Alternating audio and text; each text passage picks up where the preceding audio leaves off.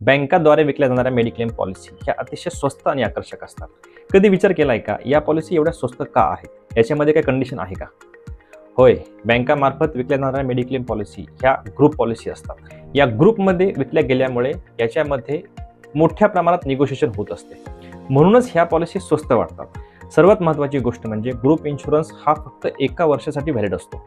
त्याच्यामुळे अशा ग्रुप पॉलिसीमध्ये बँक आणि इन्शुरन्स कंपनी यांच्यामध्ये दरवर्षी निगोशिएशन केले जाते. याचे नियम बदलले जातात, त्याचे बेनिफिट बदलले जातात, याची प्राइसिंग देखील बदलली जाते.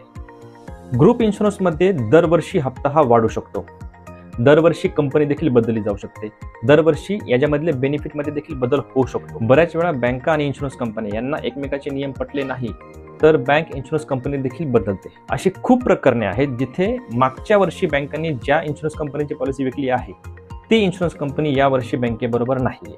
तुम्हाला या गोष्टी